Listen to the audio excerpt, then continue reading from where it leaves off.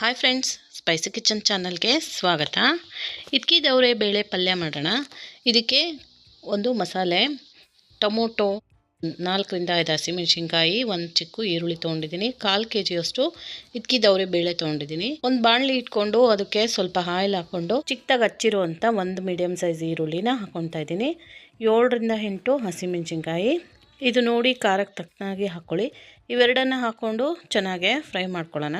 ನಿಮಗೆ red colour ಆಗಬೇಕು ಅಂದರೆ ಬರೀ ಖಾರದ ಪುಡಿ ಯೂಸ್ ಮಾಡಿದ್ರೆ ರೆಡ್ ಕಲರ್ ಆಗುತ್ತೆ. ಇಲ್ಲಿ ಟೊಮೊಟೊ ಹಾಕ್ತಾಯಿದ್ದೀನಿ, ಒಂದು ಟೊಮೊಟೊ ಮೀಡಿಯಮ್ ಸೈಜ್ದು. ಇದನ್ನು ಚೆನ್ನಾಗೆ ಫ್ರೈ ಮಾಡ್ಕೊಳ್ಳೋಣ. ಹಸಿಮೆಣ್ಸಿನ್ಕಾಯಿ ಹಾಕಿ ಮಾಡಿ ನೋಡಿ, ತುಂಬಾ ಚೆನ್ನಾಗಿರುತ್ತೆ ಟೇಸ್ಟು. ತೆಳುವಾಗಿ ಸಾಂಬಾರು ಥರ ಮಾಡಬೇಕು ಅಂದರೆ ಖಾರದ ಪುಡಿ ಬಳಸಿ ಮಾಡಿದ್ರೆ ಚೆನ್ನಾಗಾಗತ್ತೆ. ಇಲ್ಲಿ ಇಡ್ಕಿ ದವರೆ ಬೇಳೆನ ಹಾಕೋತಾ ಇದ್ದೀನಿ. ಇದನ್ನು ಹಾಕಿ 2ರಿಂದ 3 ನಿಮಿಷ ಫ್ರೈ ಮಾಡ್ಕೊಳ್ಳೋಣ. ಇದನ್ನು ಸ್ವಲ್ಪ ಹಸಿ ಸ್ಮೆಲ್ ಹೋಗಿ ಅವರೇ ಬೇಳೆ ಬೇಗ ಬೇಯುತ್ತೆ, ಹಾಗಾಗಿ ಫ್ರೈ ಮಾಡ್ತಾಯಿದ್ದೀನಿ. ಇದಕ್ಕೆ 1 ಸ್ಪೂನಷ್ಟು ಕೊತ್ತಂಬರಿ ಪುಡಿ. ಈ ವಿಡಿಯೋ ಇಷ್ಟ ಆದರೆ ಒಂದು ಲೈಕ್ ಮಾಡಿ, ಶೇರ್ ಮಾಡಿ, ಸಬ್ಸ್ಕ್ರೈಬ್ ಮಾಡ್ಕೊಳ್ಳಿ.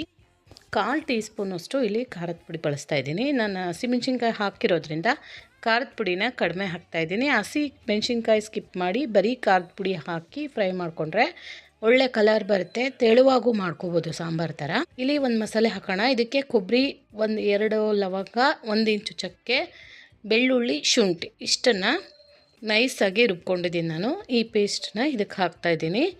ಈ ಪೇಸ್ಟ್ ಹಾಕೋದ್ರಿಂದ ಒಂದು ಒಳ್ಳೆ ಟೇಸ್ಟ್ ಬರುತ್ತೆ, ಅದು ಗ್ರೇವಿ ಥರ ಆಗುತ್ತೆ. ಇದಕ್ಕೆ ಸ್ವಲ್ಪ ನೀರು ಹಾಕ್ಕೊಂಡು ಚೆನ್ನಾಗಿ ಇದನ್ನು ಮಿಕ್ಸ್ ಮಾಡ್ಕೊಳ್ಳೋಣ.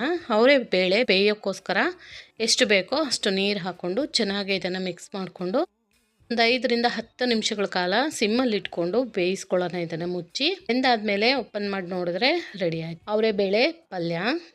ಇದು ಗಟ್ಟಿಯಾಗಿ ಮಾಡ್ತಾಯಿದ್ದೀನಿ. ಇಲ್ಲಿ ತಿಂಡಿಗೆ ಮಾಡೋದ್ರಿಂದ ಸ್ವಲ್ಪ ಗಟ್ಟಿಯಾಗಿದೆ. ನೀವು ಮುದ್ದೆ ಅನ್ನಕ್ಕೆಲ್ಲ ಮಾಡಬೇಕು ಅಂದರೆ ತೆಳುವಾಗಿ ಮಾಡ್ಕೋಬೋದು. ಈಗ ಅವರೆಕಾಳು ಬೆಂದಾಗಿದೆ. ಈಗ ಉಪ್ಪು ಹಾಕ್ಕೊಳ್ಳೋಣ. ಮುಂಚೆನೇ ಹಾಕಿದ್ರೆ ಅಷ್ಟು ಬೇಗ ಬೇಯೋದಿಲ್ಲ, ಹಾಗಾಗಿ ಇದನ್ನು ಚೆನ್ನಾಗೆ ಮಿಕ್ಸ್ ಮಾಡ್ಕೊಳ್ಳೋಣ ಒಂದು ಸಾರಿ. ಅವರೇ ಬೇಳೆ ಚೆನ್ನಾಗಿ ನೈಸಾಗಿ ಬೆಂದಿದೆ ನೋಡಿ. ತುಂಬ ಸಾಫ್ಟಾಗೂ ಬೇಯಿಸ್ಕೋಬಾರ್ದು, ಇದನ್ನು ಹದವಾಗಿ ಬೆಂದರೆ ಸಾಕು.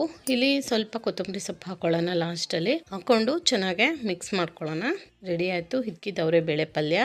ಚಪಾತಿ ಜೊತೆ ಸರ್ವ್ ಮಾಡೋಣ. ಪ್ಲೀಸ್ ಒಂದು ಲೈಕ್ ಮಾಡಿ, ಶೇರ್ ಮಾಡಿ, ಸಬ್ಸ್ಕ್ರೈಬ್ ಮಾಡ್ಕೊಳ್ಳಿ ಫ್ರೆಂಡ್ಸ್. Thank you.